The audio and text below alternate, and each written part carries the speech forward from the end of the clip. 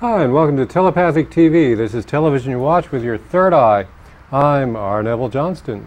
And I'm Mary Phelan, and our program is about raising our consciousness. And raising consciousness is easy to do. We do it all the time. Raising consciousness is to change the way in which you think. The way in which you think always changes. We are talking about getting a hold of this thing. We are talking about doing it boldly. We are talking about changing in ways that serve us very well. And what might these ways be? Well, the way in which we've been taught to tell time is a sheet of lies. It is just simply not true. There is no pulse in the universe that even vaguely resembles 30, 31, no 28, no make it 30 again, no I meant 31. Do we have a 32? Let's go back to 30. There is no pulse that is like the Gregorian calendar because it's not real. And in fact, the Gregorian calendar, that's the one we have, was made up by Caesar Augustus to impose upon conquered people. How ironic, or is it? So we're talking about the Mayan calendar, a true calendar, a calendar with 13 28-day months in a year, plus a day out of time. Today in Mayan is? Imix tone 4. Imix is the tribe of birth. It's also known as the dragon. And it's a really good day to nurture new projects. And for those projects to become self-existing, to step out on their own. Yeah. We did a bit of travel today based on the no time premise. We'll be teaching Mayan, and we'll talk a lot more about the As a matter of fact, that would be the day after tomorrow. Premise. Pardon me? Day after tomorrow, we'll teach Mayan. Oh, that's right. That's coming up really quickly. If you've been following our show and watching Mayan month after month, wondering, well, what is that? What is it? If this was 50 years ago, you might or might not know what your astrological sign is. But there's nobody out there that doesn't know what their astrological sign is. Am I right about that? Yeah, we all know what our astrological sign is. Well, how many of us know what our Mayan sign is? That's 0.001% maybe. So we're that far back in time. Catch on to that? Now the people that 50 years ago said, this astrology thing, there's something to this, I'm going to study this. These are the people that are now leading other people. You know, those that change lead those that do not change. I really like that quote. I think that's a wonderful, wonderful thing, because it makes change your friend instead of something to be afraid of. Oh, yeah. You know, change is our greatest friend and our worst enemy in people's thinking, and it really runs the gamut. Oh no, you've changed, or oh gosh, I'm so bored, everything's the same all the time. Once you make friends with change, because that is the nature of the universe, you can start being the commander of the change rather than the, feeling like a victim of it. Yeah. Well, all we human beings fear change because of, doubt, lack mentality, fear, doubt, worry, guilt, whatever words you want in there. As you're saying, that makes it into something unmeasurable in our alleged minds. And the truth of the matter is, everything is going to change. So why don't we make the choices about what changes? Because actually we do.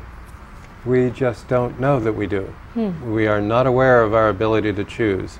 And it's there. And in fact, if you want to say free will, you've said the word choice. Yeah. Choice by its nature is a plural. Well, our topic tonight is transmutation. And what you had said a while back, the difference between transmutation and transformation is taking something and transforming it into something else, whereas transmutation is taking it, like turning it into something better. It's transformation, but transmutation means it really does change form completely. And that's what we're talking about. Not saying, okay, well, I'll put up with, somebody's abuse and make the best of it. I'll transform it, make lemonade out of it. We're talking about total transmutation, where we take it and we see the blessing in all things. All things have a blessing. And if you view the universe as being on your side 100%, and then look at the circumstances in your life as being on your side, you're going to see why they're there. And the messenger does not have to go pounding at your door. It can just knock and you'll answer it from then on. So it's really a matter of understanding our life and what we truly call to us. And so we're inviting viewers to call in and perhaps share with us something that has been bothering you, so that we can step through the process of how to transmute events and circumstances in our lives that cause us pain or anxiety or depression, and how to transmute, look at them a different way so that they sit in a completely different place in your thinking. Yeah, anything that one is upset by, and the actual term is set up by, anything that has set you up, if you are having this reaction of being uncomfortable, that is a big indicator that you are not thinking with the sharpest knife in the drawer. You are not thinking in a way that serves you very well. Your thinking is a muddled and confused, reactionary, and programmed by some adult many years ago. So anything that upsets you, like the guy that cut you off in traffic, and you're upset with them about their timing, when the reality of it is you're upset with you about your timing, that as long as you blame, you're not going anywhere. A blame is a shutdown if there ever was one. I pronounce it be-lame, so you can just understand the speech. Well, also by blaming another force outside you, you are not claiming your own responsibility and your own power in your life. It automatically takes your creation and puts it outside of you. Yeah. And so by saying, why did I create this, rather than, oh no, why did this happen to me, it's really powerful. A number of years ago, a woman had her 10-year-old son watch our show every week. And she said one time he was on a baseball team, and they had been winning like 9-0 in the 9th inning. And so the other team ended up coming back and winning 10-9 in the last inning.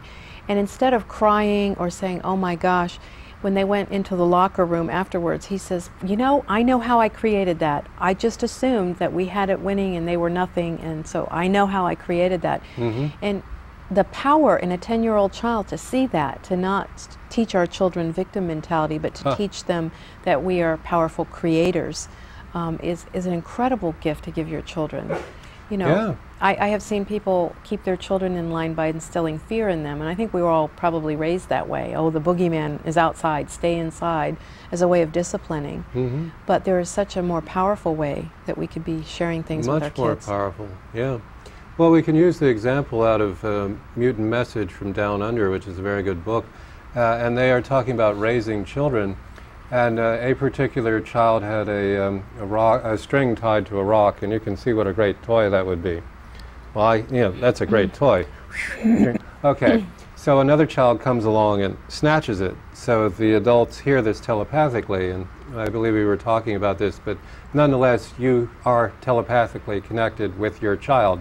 It is a truth. With everyone. Yeah, with everyone. And certainly it is visible about your child because you are fostering their growth on the planet. So if you do not believe that you're in touch with your child telepathically, then you do not believe that. Now, the adult comes over to where this incident has occurred. The one child has taken the rock string from the other, and they explain to the child that took the rock string toy that it's not the toy. It's not the object you're interested in, it's the experience of the object. Okay.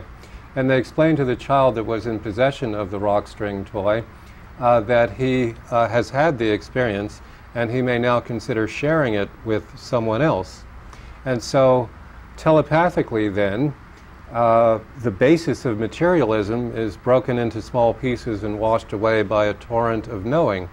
Well, for a number of years I've talked about find out really what you're looking for, what you're seeking in your life, and not to get wrapped up in the vehicle taking you there. Many, many times people talk about, not having enough financial resources in their life or love or whatever that is. And really, even love, even a really close, wonderful relationship, money, all these things are vehicles that take you to the state of happiness / gratitude / joy, because it's all the same thing. And that's really where we're going, and we get caught up in our destination being our vehicle there. And so you can go right to your destination, and it's important to project our consciousness into that joy, because the universe wishes to make us happy, joyful. That is our byproduct. Just like a flower gives off a scent, we give off joy as a byproduct, happiness, gratitude. And when we do that, the universe gives us more. But when we stop seeing the wonderful things in our life and get caught up in the material, which means the vehicles. Yeah, it's downhill from there on in.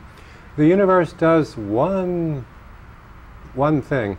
There are many ways to describe that one thing. One of the ways to describe the one thing is that the universe will deliver to you what it feels you think is happiness. It will. It does it every day. It does it all the time. It does it 24/7. There is no moment in your day that the universe is not proactively delivering to you what you've told it to deliver to you. That's true. And so that brings us to the language codes, because the language we speak is full of so many holes that it is not really worthy of being spoken, yet we speak it every day. One of these holes being the word need. As soon as you say need, you're commanding it to be separate from you. Oh, really? Well, ever describe anybody as needy? But the idea that the universe is in the process of delivering to you what you've told it you desire. Okay, and since we don't hear our language, that's often grievous. That's very powerful. And what that leads to is, okay, if we are having a circumstance in our life where we think we do not wish to have this, and we say, okay, how is it that I'm calling it to me? How does the universe think that I find this pleasurable and is delivering it to me? We all have a bottom line or a thing underneath all things, which is why we do things. What is our payoff? What is our reward for this? And you think, okay, I never get the raises at work. You know, if you really start looking at that and say, okay, well, what is my payoff for not getting the raises? Ah, well, I can have a lot of people feel sorry for me. I can have an excuse to not, that's whatever that might cash be. cow to milk. Yeah. But I mean, look at that. Look at what's holding you back, because all intention begets manifestation, and the amount of time it takes for that to manifest is the amount of doubt you have. And so if you remove the doubt, it happens immediately. Everything is designed to be a miracle. It's designed to happen like that. Yeah. Now, we happen to be fond of the particular program called Monk, which is about a compulsive, obsessive genius of a detective. And the theme song written by Randy Newman says, "It's a jungle out there," and then there's a whole bunch of other words confirming that it's a jungle out there. And at a certain point, I recognized that the reason that that song was written that way was because inside of Monk it is a jungle, and therefore outside of Monk it is a jungle. But I would write the theme song saying it's easy out there because it's easy in here. Speaking of easy, I love that. Yes, and we have a call, so it'll just take them a second to transfer that in. Okay. You're being transferred now, caller. Yes. Okay. Hello. Oh. And that is very true. You know, that could be a good song to sing as you go about your day. You know, it's easy in here, and it's easy out there. Have we a button to so push? we still having that come through? No. No. Okay. All right. Well, whoever that is. Yeah. So we were talking about, this is a show about transmutation. Yes. And to change the baseline of the way you think. Now, we, the average human being, there we go. make the phone ring. This is our call. Hi, caller. What's your name, please? Hello, hello, hello. Hi, what's your name? Speak. Hello.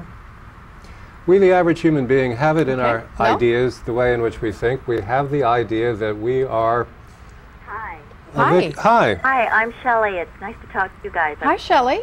Nice to talk to you, too. Yeah. What can we do for you? Well, actually, I wanted to let you know between the 13th and the 18th, there's going to be a World Puja, and it's called worldpuja.org, and it's going to be live on the internet, and it says right here, what if 10,000 or 10 million people gathered together to pray for peace? Ah, wonderful. That's wonderful, because we were going to do a moment. Well, we were going to do a moment tonight to have all of the people watching to spend a moment for peace. And when is this? This is the 13th through the 18th. There's going to be it's going to be live, and if you go to the worldpuja.org, it explains it all. And also, I'm the one who sent you the stuff regarding the crop circles, all of the beautiful circles that are happening now. Yeah, we're putting together a crop circle class. Yeah. We can talk and I would a like very to do small your amount. Sekim. You know, Sekim. I'm going to have to do that. I've been wanting to do that for a long time, and I haven't. When is that coming up? Next weekend, I believe. Next weekend, yeah. Okay. Get in touch with us. We have to have your name and so forth. Email us. We got our email and everything. Yeah. Oh, excellent. Okay, Excellent. good. All right, you guys. Well, thank you. Yeah, we look forward to seeing you. Uh-huh. Bye-bye. Crop circles are not fake. They'd love you to believe they're fake, because then they wouldn't be worth anything. But they're not fake. That another human being could create a crop circle, I'm proud, I'm happy, I'm joyous that a human being could take that on. Okay, but a crop circle is a DNA activator. Well, there are thousands of them. Which one's mine? The one that sticks in your head. We just, if you saw the new graphics, the second crop circle in it is about 70 circles in a triple-sided, oh, there's a name for that. It's half a flower of life. But that one's been used by the latest movie on crop circles. And the reason that one was chosen is that it activates just about all of us. So there's, if you saw Signs, Mel Gibson, that particular movie was designed to frighten and get people to enlist in the army and all this stuff. But nonetheless, the crop circle does the activation merely by looking at it. It rewrites code inside of you. Now, your code is specific to one that resonates with you, and we'll explain all that in the crop circle classes we'll be teaching, but that is the way that works. Did you have a...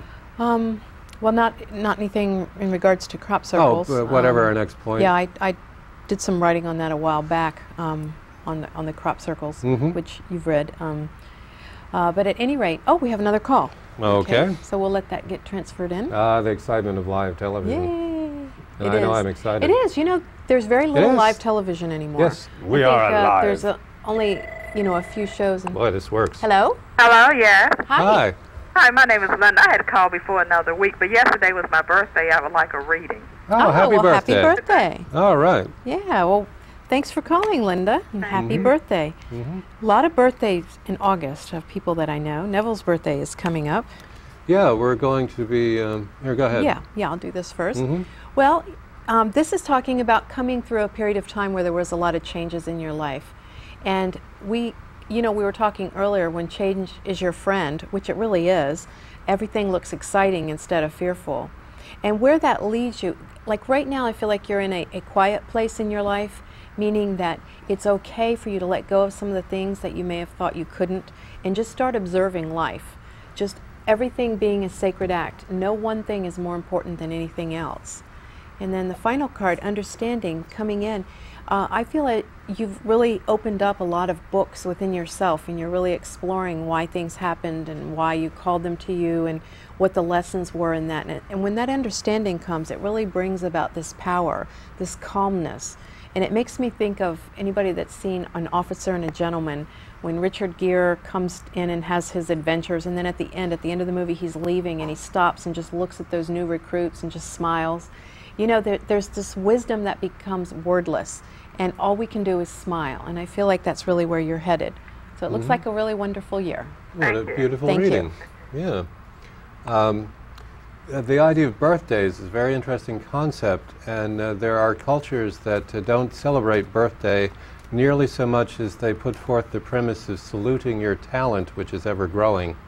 And that is a very different premise than birthdays, which are kind of an anim mile marker by which you age. I believe you're referring also to that mutant message in regards to that. And I really agree with that, because I thought what was a wonderful principle, and I know there are some other tribes, and the Clan of the Cave Bear series has a lot of teaching in it, even though it is a novel.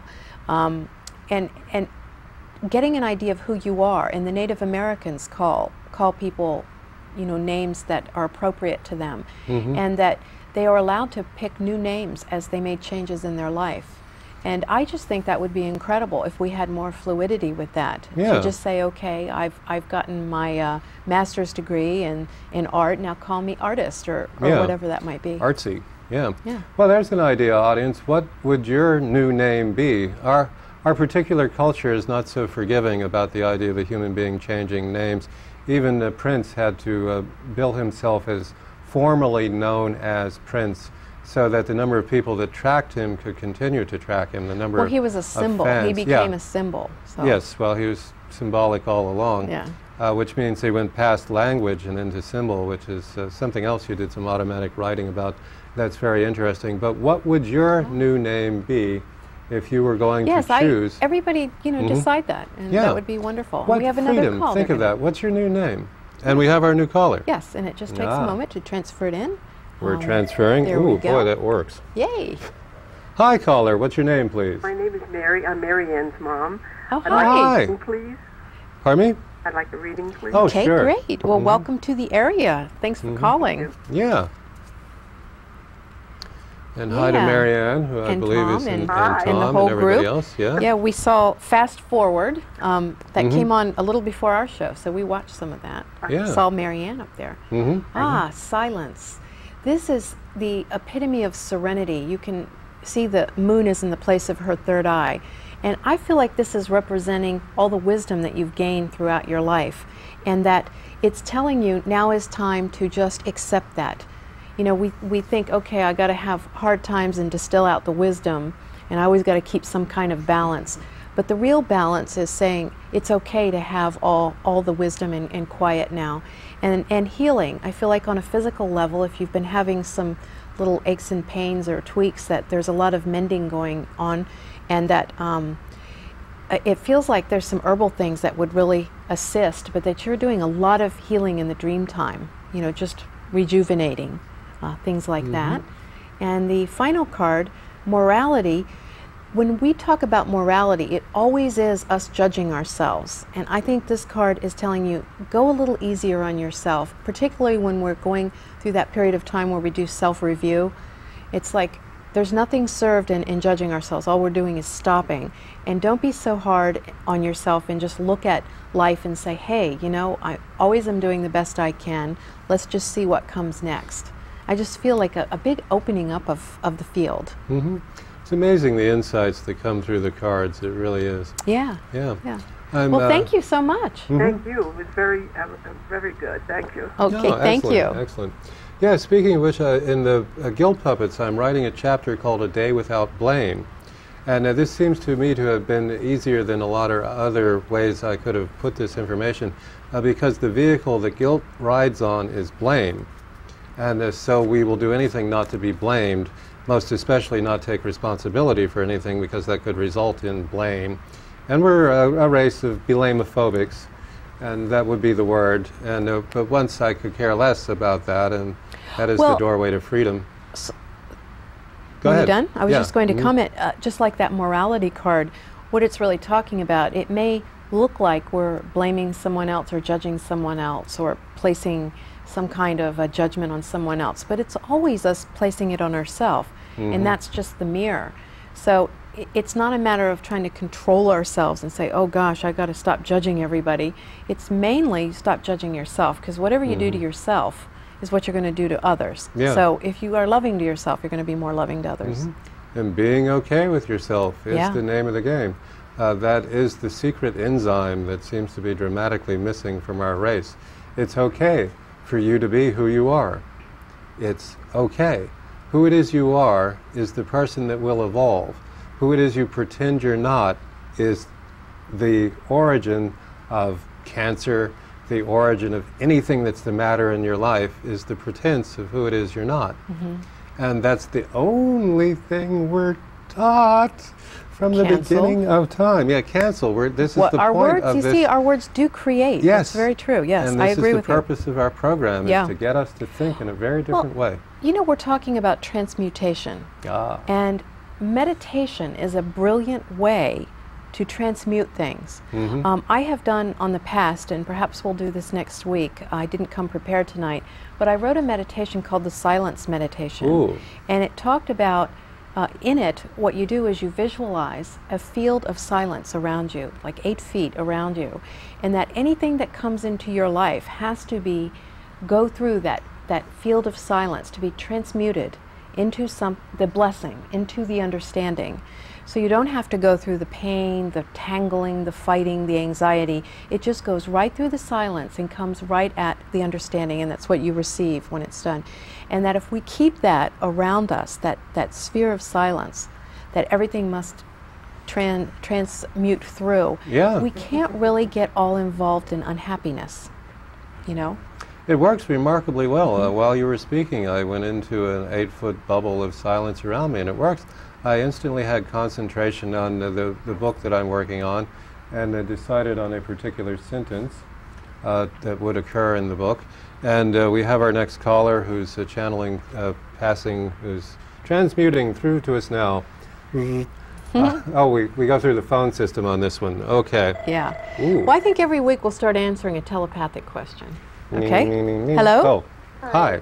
Mary. My name's Mary also. I'm calling to ask if I could maybe have a reading, but I've got a question. I'm wondering about the Labyrinth.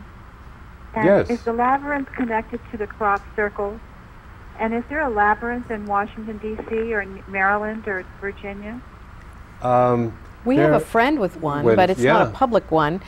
There are some, you know, and I was looking up to find some, and I just haven't really located it. I've heard about a number of them. There is no crop circle I know of that's specifically a labyrinth. No, or a labyrinth in the area. And first what I was completing. But once I do find that, I'll put links on my website. Oh, wonderful. The website. I'll look for that. Okay. And we had done a class on interdimensional manifestation, which is a very interesting class, and the ground we broke in it has to do with labyrinth manifestation. There's a great deal of information on that subject available. Well, if you saw the new opening graphics that we have, did you see the orbs that were in there? Yes. Those are photographs that we took at the beach, and Was that we're in going to do a Virginia? whole show on that. But one thing that I noticed is there's so much in common between the labyrinth, the crop circle, and the orbs. There's a concentric ring, there's all kinds of things, and we'll do another show especially on that. Oh, But wonderful. there has to be some kind of a connection I think between so, that. too. Well, the reason they were called crop circles to begin with was that the very earliest ones in this century, well, pardon me, 20th century, were just plain circles. And they couldn't figure it out, and all of the wheat was laid down without snapping and so forth, without snapping the little joints and so forth. They were just circles, and it just struck me that all of the orbs at this point are just circles. And it may be that more complex orbs will be there in our future. Yeah. So we're. Did she we'll want see. a reading? Are you still there? Yes, I am. Did you want a reading also? Yes, I would like that very much. Okay. Let me do that. I couldn't remember, and then we'll go ahead and go to the next one. Perhaps even next week or in the next couple sessions, we'll do a crop circle and just talk about that fully, because that is an excellent question. Yeah. Guidance.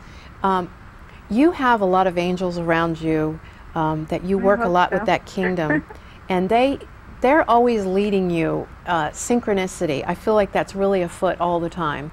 Like if you're thinking of a butterfly and one lands on your window ledge, just start paying attention. Funny, I saw a butterfly yesterday when I was feeling sort of, well, blue, you might say. Not depressed, but blue. Well, that's your angel, so just keep watching that.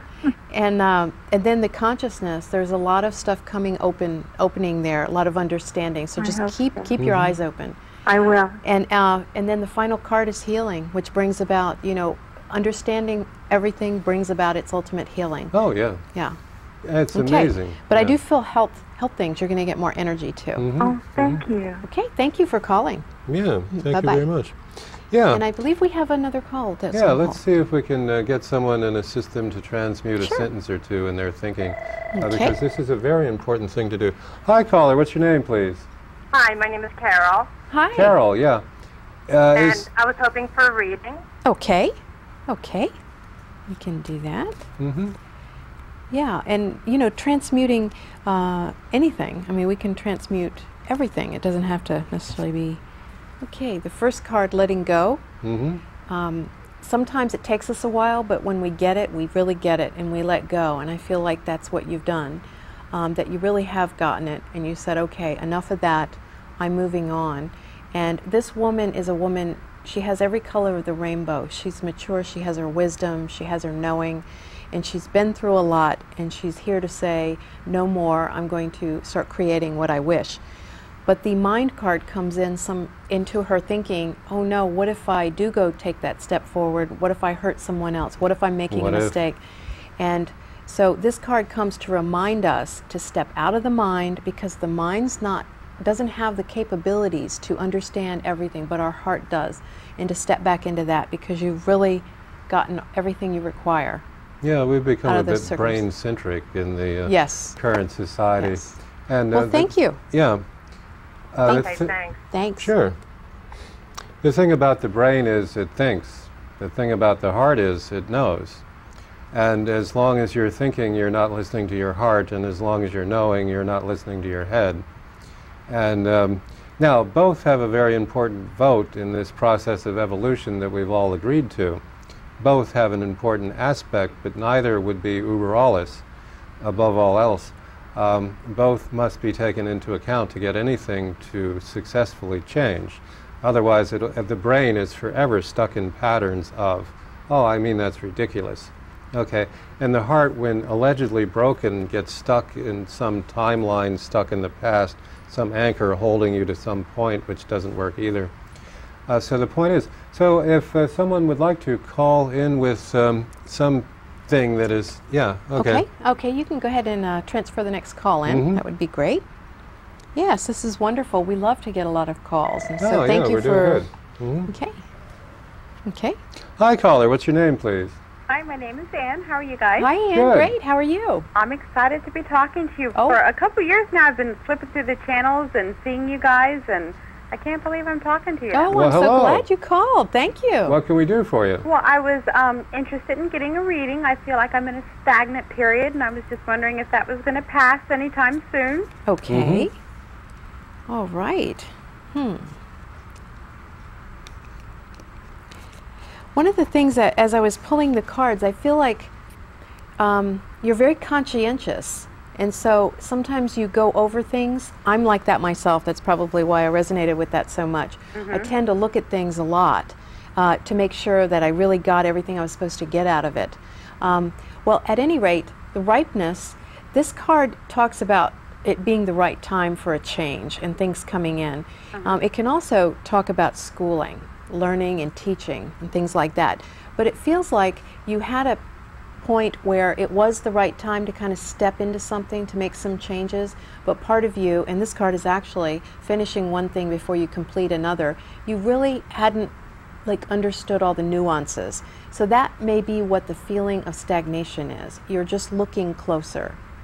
But this does feel to be over shortly, because I really think you're getting it. And this is the card existence, where this woman steps out. It's an independence. It's a freedom. And so start really going over, I think, several areas of your life. Go over and say, where is it that I'm holding myself back because I, maybe a little timid, and just let go of it, and then the new thing will come in. So it's not really like you have to shake off the old. Just open up to the new. This is also a card on starting your own business or being a contractor or something. A lot of independence there. Oh, interesting. Yeah. Okay. Thank you. All right. Well, thank you very much. Nice talking to you. Nice to talk to you. Thanks for calling. Bye-bye. A place people get very stuck in their thinking, the idea of stagnation, is this road rage, which seems to be, we were recently exposed to a very serious road rage, which is, you got to admit it's amusing, but that concept. So the idea of becoming stuck in that anger is a very easy trap that a lot of us fall in.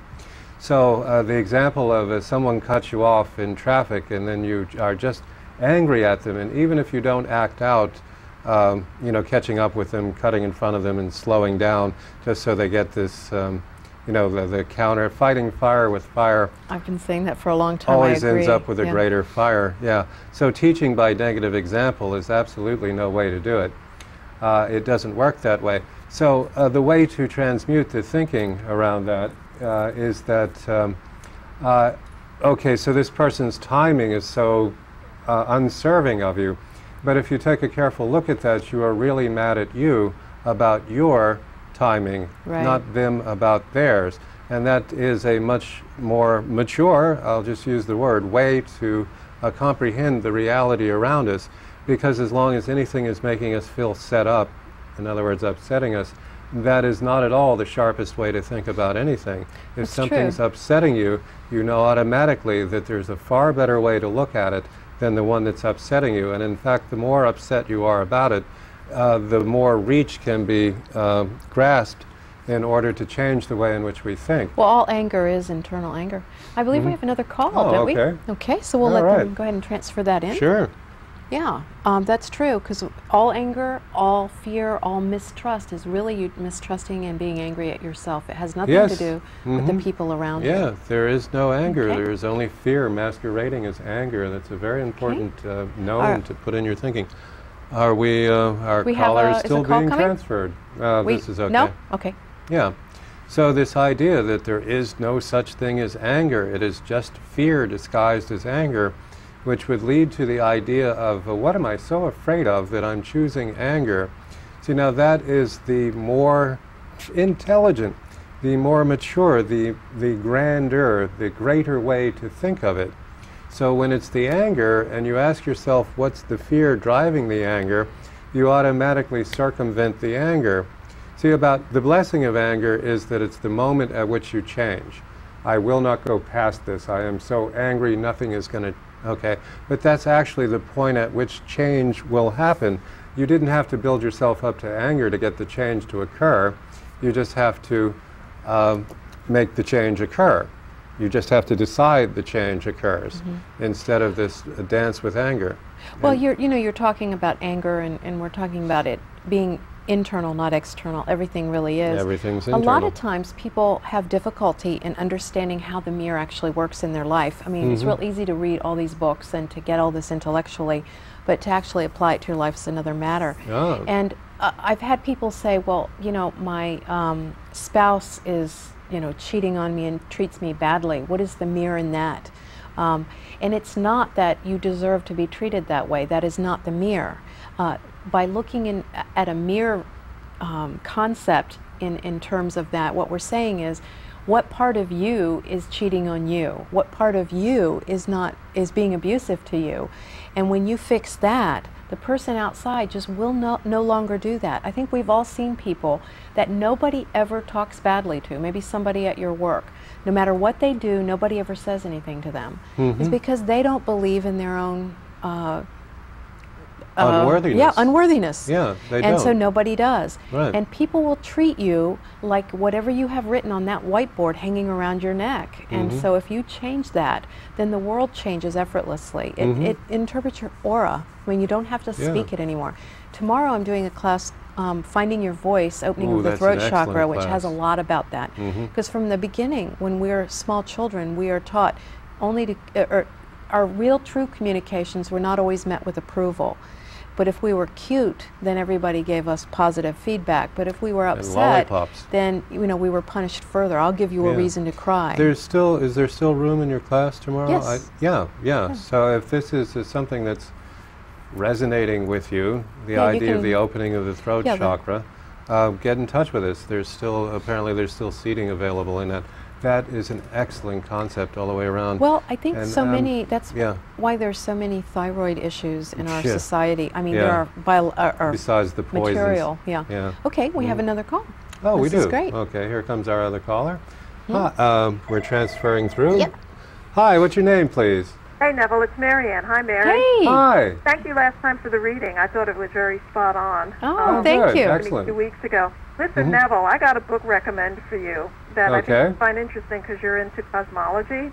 Yes. It's called Parallel Worlds by Michiko Kaku. I think he also did the book on hyperspace and the holographic universe. Yeah, that was popular a couple years ago. Right, and he talks about dark matter in that book. Yeah. And I had a dream the other night because they say, well, there's matter in the universe, but most of it is dark matter. What's dark matter? What's dark matter?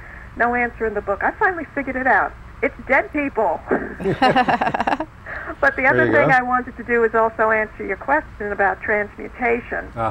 Because the other caller had mentioned labyrinths, and as you know, I have a labyrinth in the backyard. And the reason I had that was because I came out of a difficult job situation. And rather than sit and mope around and complain about it, I decided to claim my power, and I did so and transmute it by building this labyrinth. And so not only that was a transmuting event, but on a day-to-day basis, when I walk it, it transforms as well. Yes. So isn't that the deal? Yeah, so the person who's interested in labyrinths, I think, is probably being called to that form. And I know in Arlington, the Walker Whitman Clinic has a labyrinth that's actually outside in a garden that you can walk. Oh, that sounds lovely. And I think you just need to call them and let them know. And the Unitarian Church in Arlington, the intersection of Route 50 and George Mason, they have a canvas labyrinth that they bring out from time to time. But I think if you call them, maybe they'd be able to set something up. So besides the one I know I have in my backyard, I know here are those other two, at least in Arlington. So they are around in the area. Good. Thank you. Thank you. And thanks again for giving my mother the tarot reading. She really enjoyed it. My pleasure. And tell her hello. Hello. Okay. And it was wonderful to speak with you. Okay, bye-bye. Okay, bye-bye. Yeah, well, thank you very much. Yeah, Labyrinth is unknown, the power, not commonly known. It's certainly known, but in a rarefied circle. Well, I had been called to manifest I had been called to them. I know you borrowed the book from Mary Ann on the labyrinths. I had seen that book, and I was called to it for a long time.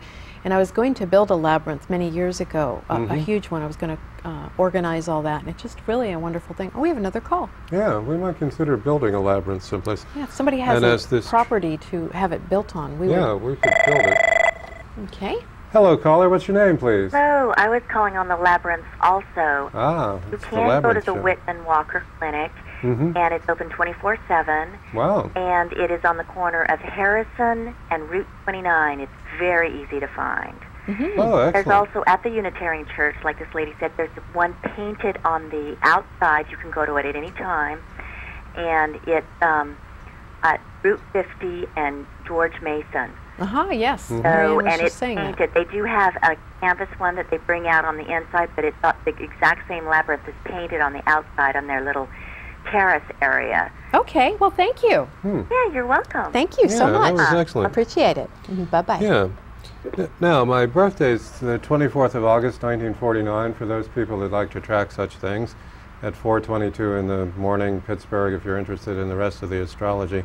But on the 22nd of August coming up, Mary and I will be having dinner at the Sunflower. In Vienna, on 123. Right.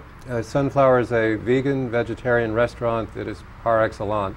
And if anyone in the audience would like to drop in at that time to the Sunflower, we've told them we're expecting an unknown number of people, which a restaurant always loves to hear a thing like that.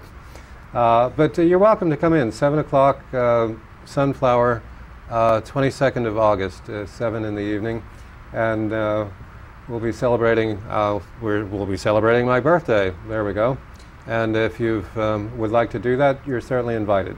Okay, and they have the only menu I've ever seen with a glossary and a mission statement, and they define some of the foods which I had never heard of. Well, they give the medicinal properties of all their ingredients, it's so an that you amazing can place. actually order the dish to help you physically. It's really, well. Well, the Chinese medicine in general does not have medicine the way we think of it. They say the whole thing is about diet. If you're messed up, it's because your diet's messed up. It's true. Yeah. And that's a very real way to think. Yes. Because if you're messed up. You know, that's an interesting experiment with that, is to not eat and then just eat one food at a time and let it go all the way through you, and before you eat the next food, and you can really tell how that reacts with you. Yeah. Because we have a lot of knowledge of nutrition and dietary things, but we are all very unique in how we interact with food. And it is very important as well to keep your mind as free and blank as possible when you're eating, so that you experience the food, because you are programming the food as you eat, and whatever you're thinking as the food goes in you, it's being carried to your tissues and actually executed in all the functions of your body. Yeah. So that's, I believe, what the divine origin of blessing your food really is. And in that genre is the idea of the bush people of Australia won't eat crocodile because they feel that the snapping jaws of the crocodile is a particular... Very little, they eat it only when they have to. Yeah, that particular frequency combines with yours, and then you'll be snapping if you dine on crocodile. Yeah, that they're aggressive, and so they feel the aggression. Yeah, and it's so true. The diet we eat very much determines who it is we are, much more than we would ever realize. Any carnivore you want to name eats in a frenzy. I mean, they all do.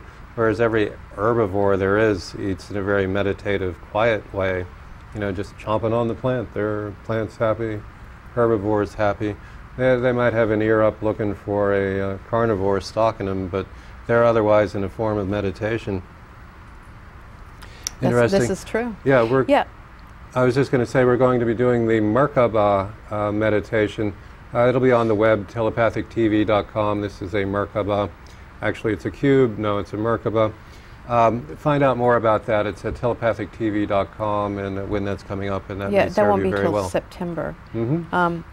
But you know, it's in the meditative state that we really open up and we can hear our communication, our higher communication from ourselves. And you know, there is a lot of very formal meditation techniques, and they're wonderful, but no one religion or person or way of doing meditation has any monopoly on meditation, because we all do it all the time, whether we're aware of it or not. And it's really becoming aware of it, becoming conscious during it, and finding the way that works best for you. I know a lot of times people say that they were just dozing on the couch and they picked up and started flipping channels, and they don't usually do that. They usually keep it to a few channels, and they've run across our show. We've been between the show, we've done total telepathic TVs between us about 700 or 600 or something like that. 500. It's been a lot of shows, and so these are people that have never seen our show, never clicked past the show, but this one night they clicked on it right as they were going. You know, it was something important. One time we were doing a show on deglamorizing, meaning that we've got to release this illusion of beauty, and how, you know, and we're all beautiful. This illusion that we are just are who we are, and it's not a matter of all of us being beautiful or none of us being beautiful. It's just we are what we are, and it's all wonderful. And the perfect ones we are. Someone told me the story that they were flipping channels, and in a meditative state, meaning that you're not consciously, aggressively, yang energy thinking of anything, but you're just relaxed. And their guide just came through, and they just happened to flip on channel 69 right as it was coming, and that made a significant difference in her life, because she had even been contemplating ending things because it had gotten so ridiculous, this, you know, thing over her appearance or whatever. And so our guides lead us to whatever that is, our guidance, our higher self. But we really have to be open to that. And meditation, do the silence meditation, is a really good way. Meditation, every teaching I've ever read has suggested meditation. There has been, that seems to be the first step in any discipline you want to particularly choose. Meditation is the first step, just everywhere, all of it. Yoga, just whatever it is you find that, and you spontaneously meditate. There's, you just don't have the name for it. You know, you would call it in the groove.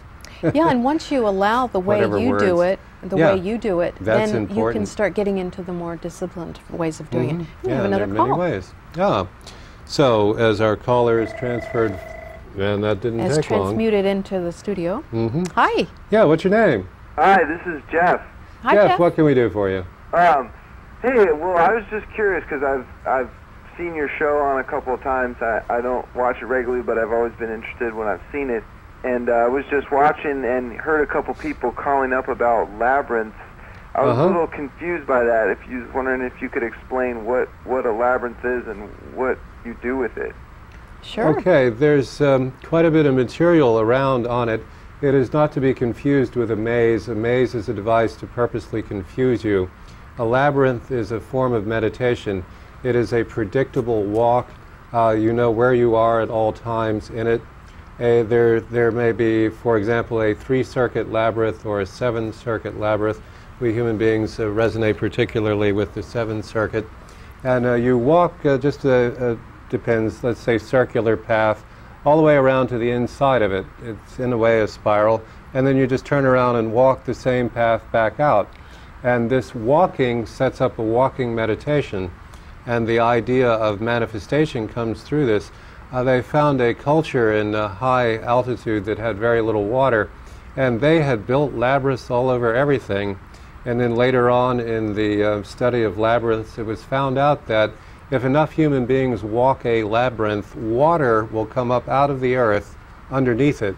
So in this high desert civilization where water was at a premium, they would on a regular basis walk labyrinth to manifest water, which I'm sure has been changed in the idea of hearing about the rain dance, I'm certain is equated with this concept, the idea of an entire tribe doing a specific walk. Yeah, go ahead. One of the things that about labyrinths, and Mary Ann, see what you started, thank you. It's wonderful, because Mary Ann, who called earlier, is the one that lent Neville the book, which got us really, reignited my interest in labyrinths. But if you look and say you wanted to walk 2 miles, and you didn't have 2 miles to cover, but you took that path and you put it into an interdimensional spiral, you're walking over this small area, but you're walking like this.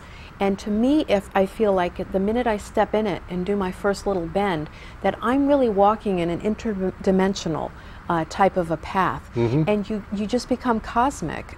You can create things. Your thoughts become manifest in a completely different way. You can release things in that dimension too. And then when you come back and walk the reverse until you walk out, you know, it's like you just leave whatever was there and take out what you would like. There is an interdimensional entrance in every labyrinth. Well, Mary and I were on Mary Ann's back porch, and she had a set of Buddhist prayer flags flying next to the labyrinth. Yes. And you would look and they'd be over the labyrinth, and you would look back and look again and they weren't over the labyrinth, and then you would look and look back and they'd be, there was just visible this interdimensional portal. And that is the magic, and we'll use the word and mean it and own it and stand by it. The interdimensional manifestation that occurs around this sacred form is very little known, really, truly. A number of years ago, I was doing a reading for someone, and one of their past lives came out as a Native American, and I saw these series of steps that they took, and I realized that the dances, the stepping and doing your feet at right angles and everything really do take you into interdimensional pathways, and that we all have our own personal dance, the way our feet go. And I was able to actually see that for individuals. And now if you superimpose that information over the labyrinth, it's really wonderful. So if there is a specific dance to go to higher consciousness, that would be the labyrinth, and that we are all directed to walk in that path. Well, thank you so much. Thank you for the question, because I think final follow-up. What do the labyrinths I mean, is this, if you want to make one, you just make it out of, what do you make it out of? Bricks, rocks, stones. Mary Ann made hers out of bricks. And she says that Mary Ann actually shared with us that you can take you know, the streamers, like crepe paper or whatever that is, and just lay that down on your lawn and walk it, and then just pick it up and toss it. And there's a very simple seed pattern, and there's books that show that. They're very simple. It's just you identify certain points and you just stretch the stuff around, and it makes this beautiful labyrinth. But there is a really great book out. I believe Barnes & Noble and Amazon and all those places just have it. Labyrinth. Just do a search on Labyrinth and you'll find a lot. That is a worthwhile thing to do. Thank you so much. Yeah, hey, if you make a labyrinth, let us know. We'll come walk it with you. Yeah, I want to go walk a labyrinth now. But if we had, you know, a big piece of land, we could do a really permanent one with plants and things around it. I would love to do that. Yeah, that would be lovely. You had in those days channeled the particular steps for me. I still recall exactly how that worked. Which is an interesting service you might consider providing for people, because we are so out of touch with the sacredness that is a human being. Not only do we all have sacred movements that are in our body until someone says, oh, you're clumsy or something. We have these sacred movements. Also, the human beings are said to be the only creature without its own unique sound. And I see the point there, but it's not true. Each human being has within them a particular note that is your sacred note. Now, I remember a few years ago, primal screaming was just everywhere. Now, a small child, a baby, came in remembering its sacred sound, and that baby, when it feels crowded in on, that baby will vibrate its sacred sound in such a way that it could clear a football stadium in about a minute flat. But you are so punished, you are so immediately told your inside voice, you are so come down upon about the sacredness of your voice. Well, Tarzan. Yes, that's another one. We had, I know we're down to our last couple of minutes, so I'd like to say I'm doing a psychometry class and you're doing language codes. And we have opening of a third eye and Sekim. And consciously creating your life. And our show can be viewed on the web, a different show than this. If you were to log on right now to telepathictv.com, you can see a different show. That's an excellent one. Yes, and you can see many other things there. but we were talking about the voice. We actually had somebody from India that helped us out on the show once, and he said when he was a child, when he got a sore throat, they were told to go into their room, and they had these little organs with the note G, and he just tuned his voice to G, and he would come out and his throat would be fine. And we have the quartz crystal bowls that we do that with, but we have all the healing tones within us, as you were saying. Yeah. Come sometime and we will assist you to remember your own particular sacred note. And this device is an ELF generator. It puts out an extremely low frequency. Here, feel that. Feel that? Okay. Tell it to do something, just don't feel it. Tell it it will awaken. It will awaken. Okay. And I'm just going to do this a little bit towards the end of the show, and you can conduct whatever that might be. But take this vibration and have it serve you well. And this is a power object. This device is a power object. I build them all the time. I'm about to bring 13 of them into existence, not counting this one. Okay. And if you can feel that, would you email us? Yeah, would you let us know? I can actually feel it. Yeah, would you like to do that? Yeah, I would. Okay, here we go. Yeah, that is wonderful, but it shows you that, you know, everything in the world is vibration. Oh, we're down to our last minute.